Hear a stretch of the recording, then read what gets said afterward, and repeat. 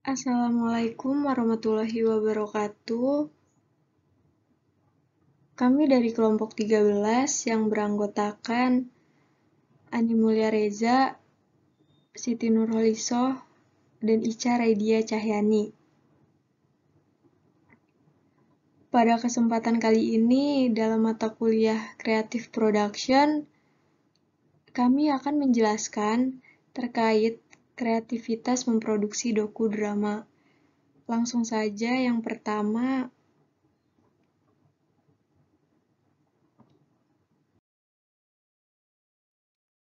ada pengertian dokumenter.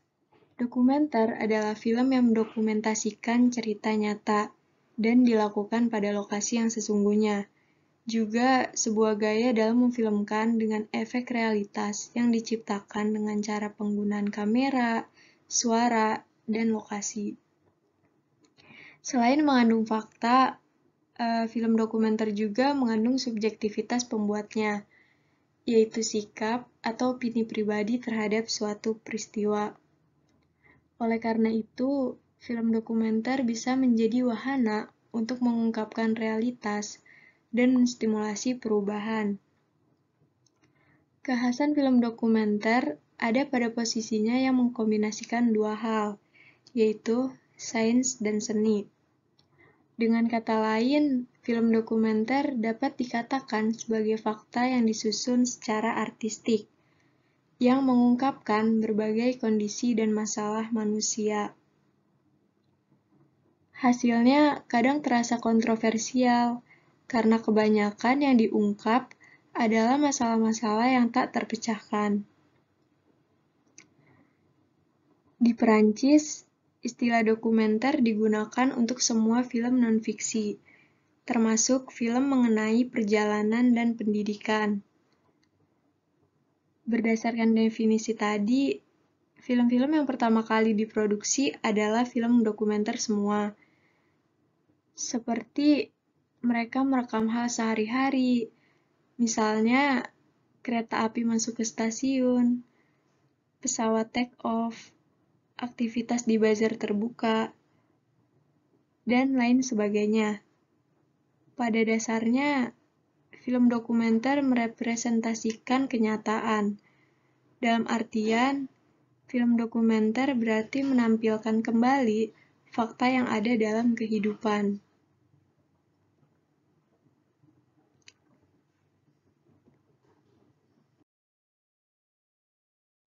Selanjutnya ada genre film. Genre film ini mengalami perkembangan yang cukup berarti dan signifikan. Istilah genre sendiri pada awalnya dikenal sebagai tipse pemaparan, yang meliputi epik, yaitu tentang kepahlawanan, lirik, yaitu karya sastra, seperti tembang, dan dramatik, di mana mencakup kejadian luar biasa yang di dalamnya terdapat intro, konflik, resolusi, atau penyelesaian. Selanjutnya, baru berkembang istilah genre yang disebabkan oleh beberapa faktor. Salah satunya ada pada faktor strategi marketing dan produksi. Strategi ini berupa klaim dari sang produser yang ditunjukkan untuk nilai jual karena diharapkan dapat menarik penonton dengan adanya klaim tersebut. Genre sendiri bisa tercap pada suatu film karena pelabelan dari media atau dari para kritikus film.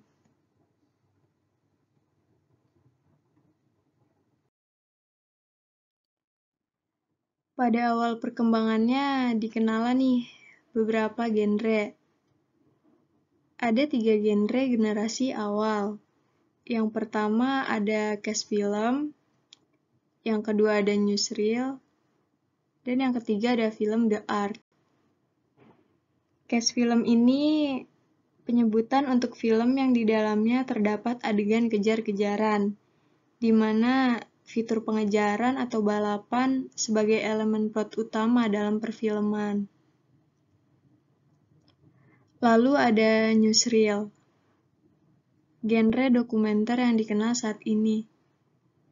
Newsreel ini sebuah film berita di mana sebagai film faktual yang menekankan pada sisi pemberitaan suatu kejadian aktual atau yang benar-benar pernah terjadi. Lalu yang terakhir ada film The Art. Film The Art ini diperuntukkan kepada film yang di dalamnya lebih pada pencarian estetika, di mana dalam genre film dokumenter ini menekankan pada suatu kesenian. Biasanya seperti film independen dengan tema serius, yang ditujukan bagi kelompok penonton yang lebih sempit. Sederhananya, film The Art itu film eksperimental, karena biasanya menggunakan teknik naratif yang tidak biasa, dan disertai visualisasi yang tidak umum, sehingga film The Art lebih mengutamakan nilai-nilai estetika. Nah, genre-genre inilah yang selanjutnya mengalami perkembangan, menjadi berbagai macam. Perkembangan genre membawa pada keanekaragaman pada genre itu sendiri. Bahkan, tak jarang di zaman sekarang sudah banyak film dengan percampuran antara beberapa genre. Lalu ada dokumentasi drama. Dokumentasi drama adalah suatu film atau drama televisi yang mengangkat cerita berdasarkan kisah nyata. Muncul sebagai jawaban atas permasalahan mendasar film dokumenter, yaitu untuk menampilkan peristiwa yang sudah ataupun belum pernah terjadi, dipadukan dengan plot cerita yang menghibur. Dalam dokudrama sendiri terjadi reduksi realita demi tujuan estetis, agar gambar dan cerita menjadi lebih menarik. Namun, dalam dokudrama, realita tetap menjadi pegangan, sehingga walaupun film dokumenter dikemas ke dalam drama, fakta yang diungkap dalam film tidak berubah terlalu jauh. Hal itu yang membuat dokudrama patut diperhitungkan, karena di dalamnya terdapat fakta yang dapat menjadi suatu arsip untuk pembelajaran masyarakat. Selain memberikan informasi atau fakta penting dan bernilai sejarah, setiap bangsa di dunia dapat menggunakan dokudrama ini untuk media penguatan idealisme dan patriotisme. Nah, film dokudrama menjadi genre baru dalam dunia perfilman, yang merupakan persilangan antara film dokumenter dengan film drama. Hal yang membedakan film dokumenter dan dokudrama ini adalah bahwa film dokumenter film yang menyajikan realita melalui berbagai cara dan dibuat untuk berbagai macam tujuan, yaitu untuk propaganda, untuk pendidikan, atau tujuan lain. Sedangkan dokudrama adalah genre dokumenter di mana pada beberapa bagian film disutradarai atau diatur terlebih dahulu dengan perencanaan, plot cerita, atau skenario yang detail.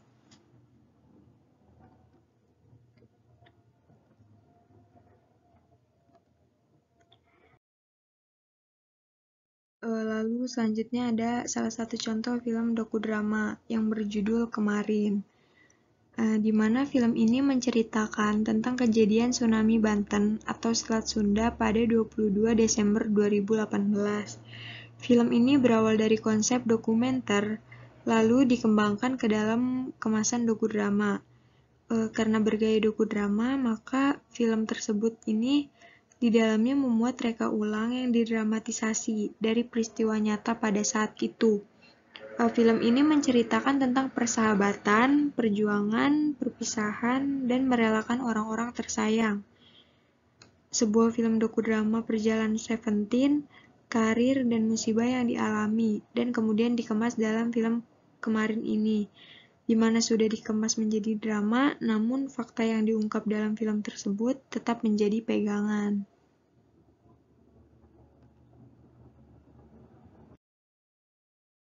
Contoh film dokudrama selanjutnya yaitu Perempuan Nias Meretas Jalan Kesetaraan.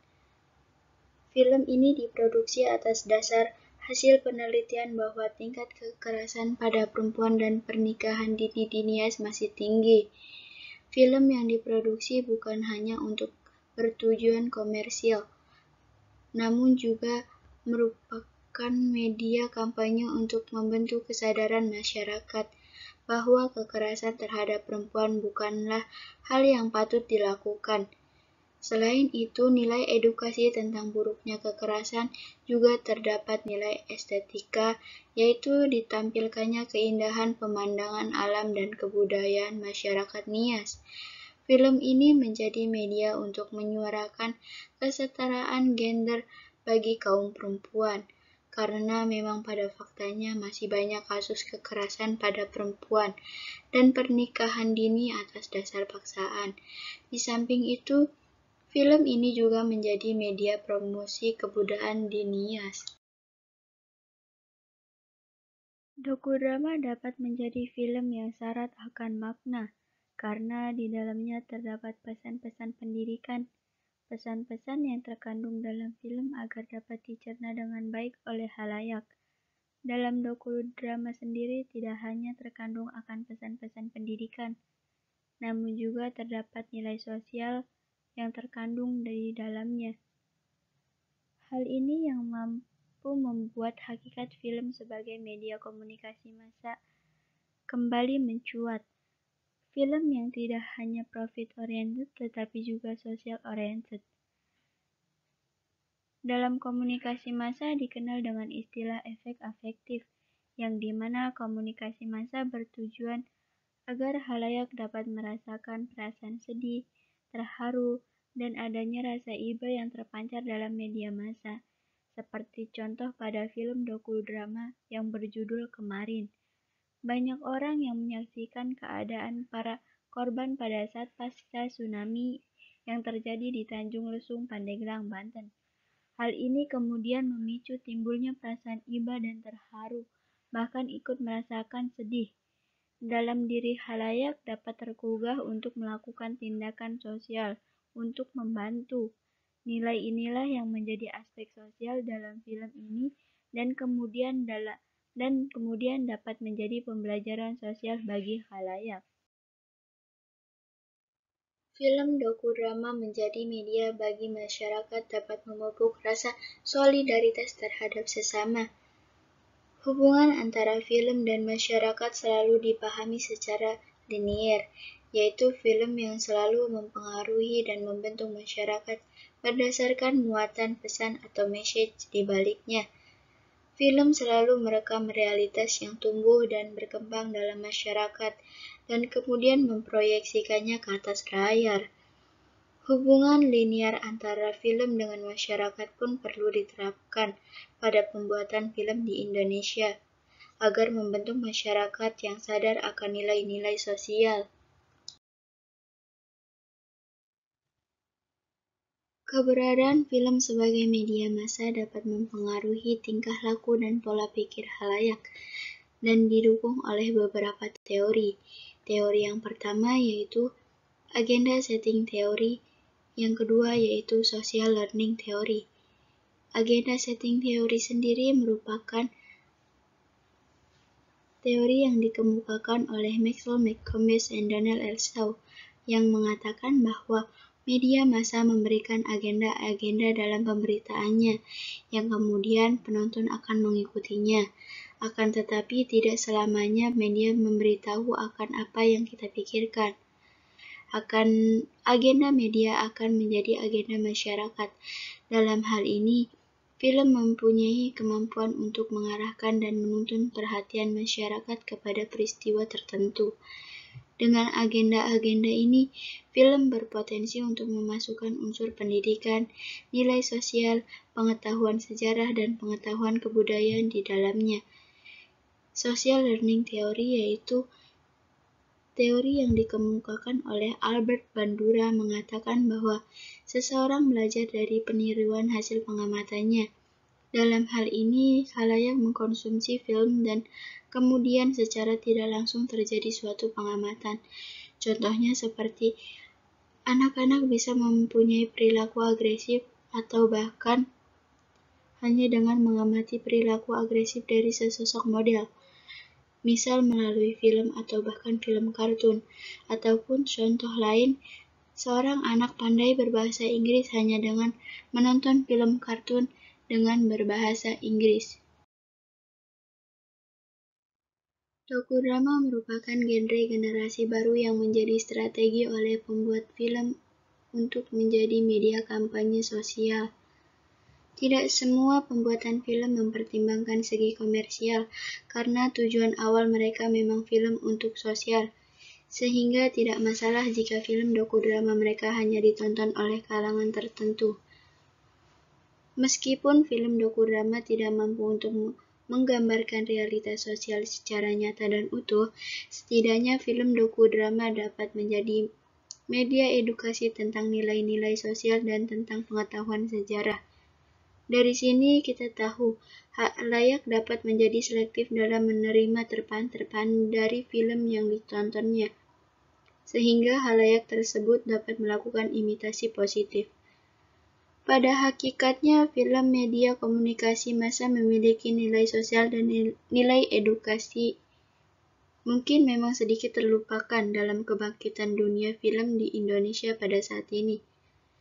Pada dasarnya, proses pembuatan film dokumenter tidak semudah yang orang kira. Ada beberapa tahapan-tahapan yang harus dijalani, seperti tahapan praproduksi, tahapan produksi, hingga tahapan pasca produksi. Sangat berbeda dengan ketika pembuatan film cerita. Film cerita bersifat fiktif, atau ide cerita bisa berasal dari kisah nyata, sedangkan film dokumenter bersifat non-fiktif, atau kisah nyata yang diambil senyata-nyatanya. Dalam film dokumenter sendiri, kehadiran seorang sutradara merupakan posisi yang paling estetis. Sutradara menjadikan realitas sebagai raw material atau bahan mentah yang kemudian diolah menjadi produk seni yang penuh estetika. Dengan demikian, suatu peristiwa yang benar-benar ada diartikulasikan oleh sutradara sehingga menjadi pesan yang dapat disampaikan kepada penonton. Sutradara film dokumenter menjadikan suatu peristiwa keseharian atau menjadi mitos, yang artinya peristiwa keseharian tersebut berubah menjadi peristiwa baru yang disuguhkan oleh sang sutradara.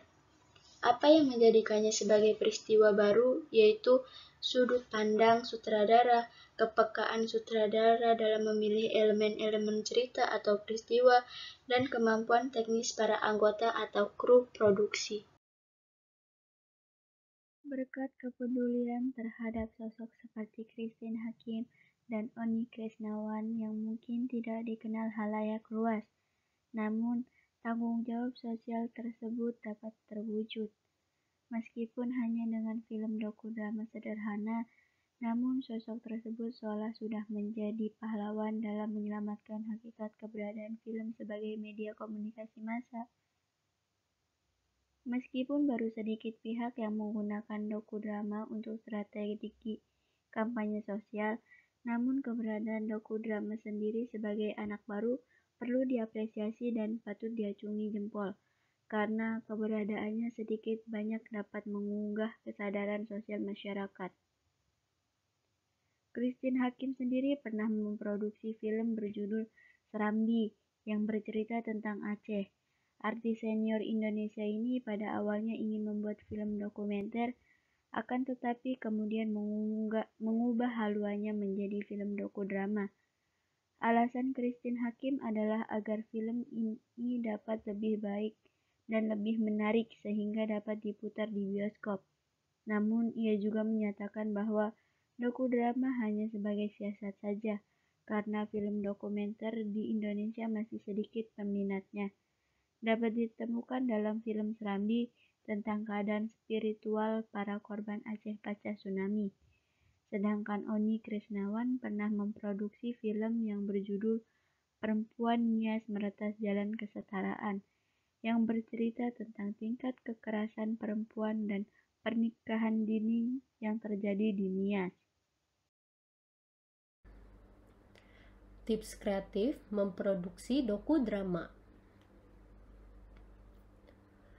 Dalam membuat film dokumenter, langkah-langkah yang dilakukan para pecinta dokumenter yang memang memungkinkan dibuat oleh siapapun dengan biaya yang relatif ringan.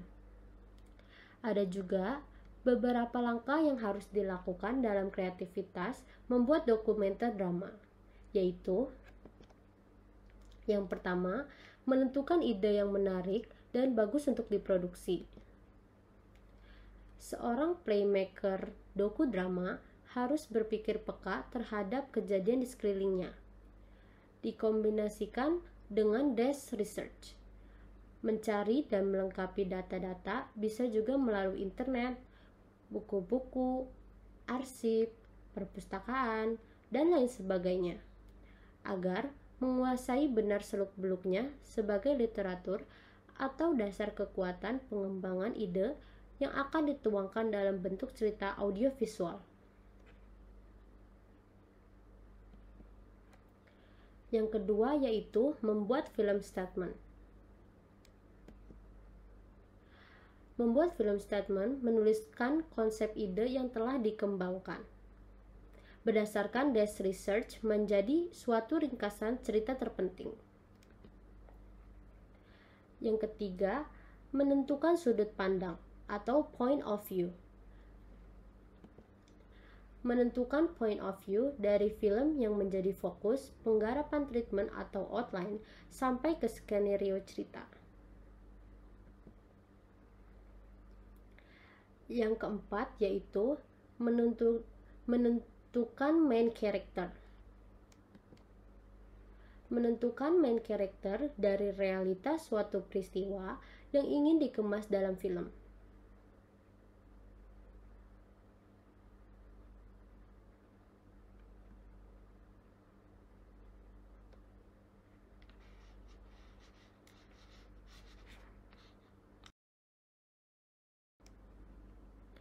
Yang kelima yaitu membuat proposal. Membuat proposal yang menuangkan variabel-variabel penting dari suatu film dokumenter drama, yaitu film statement atau sinopsis, point of view, main character, perkiraan budget, target penonton, dan juga production schedule.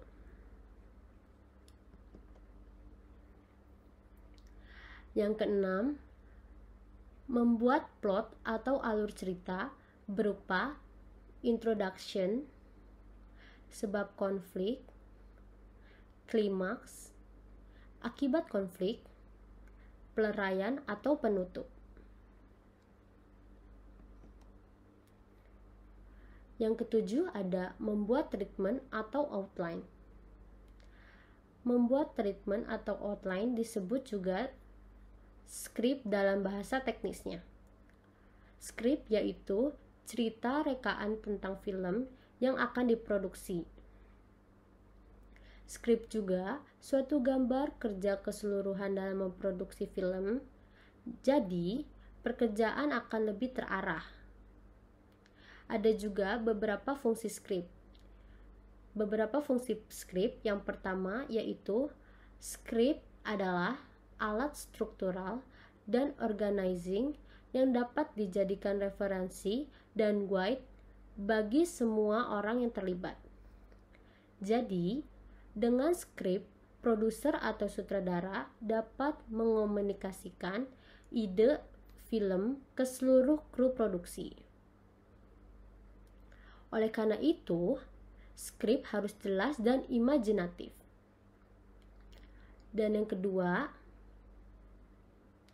skrip penting untuk kerja juru kamera, karena dengan membaca skrip, juru kamera akan menangkap mood, peristiwa, ataupun masalah teknis yang berhubungan dengan kerjanya. Yang ketiga, skrip juga menjadi dasar kerja bagian produksi, karena dengan membaca skrip dapat diketahui kebutuhan dan yang kita butuhkan untuk memproduksi film. Keempat, skrip juga menjadi guide bagi editor karena dengan skrip, produser bisa memperlihatkan struktur film yang akan diproduksi. Yang terakhir yaitu yang kelima, dengan skrip akan diketahui tokoh siapa saja yang akan diwawancarai dan dibutuhkan sebagai narasumber.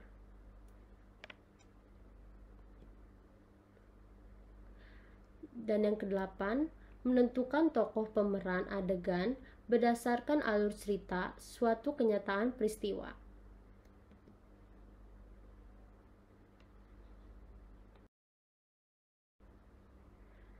Yang kesembilan yaitu membuat naskah drama atau juga skenario cerita.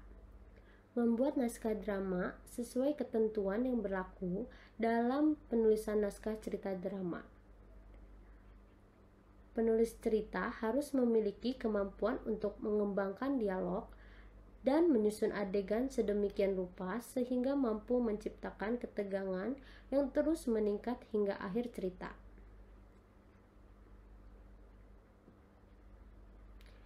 Yang ke-10 ada pengkajian penilaian naskah.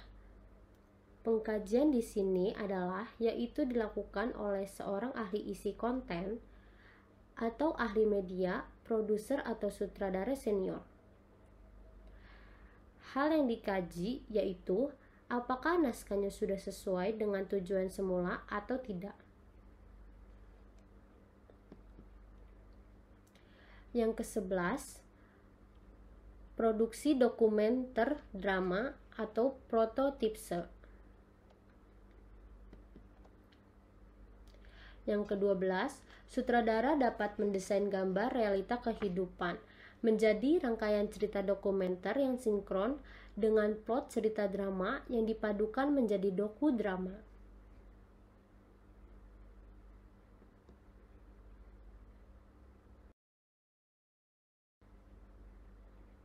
Yang ke-13, sutradara dapat mengarahkan pemain sesuai dengan cerita, dan juga sutradara dapat memilih gambar yang mampu membangkitkan kepuasan penonton.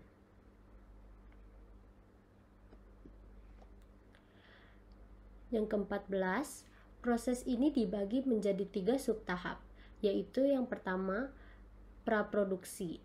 Praproduksi mencakup pengembangan ide, penjabaran naskah, pembuatan rancangan anggaran, casting pemain, pengumpulan perlengkapan, penentuan dan pembuatan set, pembuatan storyboard, membuat materi wawancara, penentuan shoot yang baik, serta penyusunan kerabat kerja.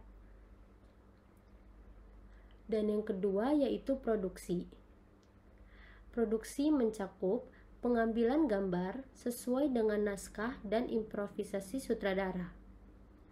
Dan yang ketiga yaitu pasca produksi. Pasca produksi intinya adalah editing dan logging gambar.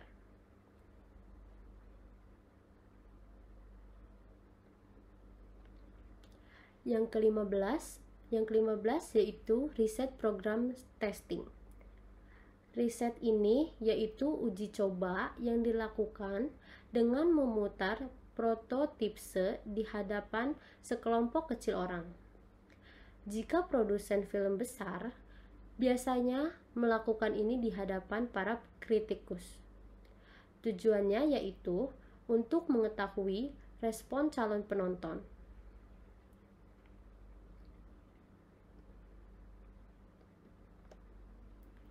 Revisi setelah ada respon.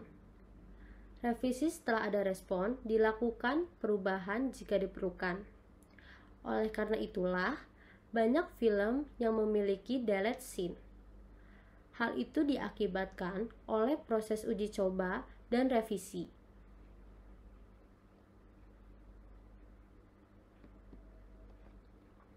Yang ke-17, preview.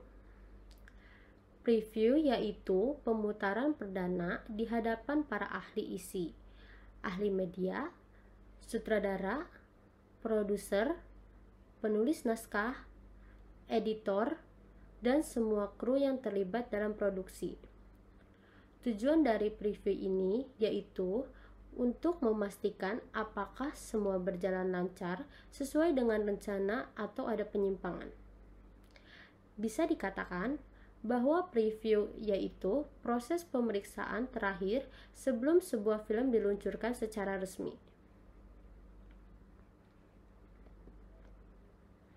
Yang ke-18 yaitu bahan penyerta promosi. Bahan penyerta itu adalah poster iklan, trailer, teaser, buku manual jika film yang dibuat adalah sebuah film tutorial, mencari sponsor, dan lain sebagainya yang mungkin dibutuhkan untuk menyukseskan film ini.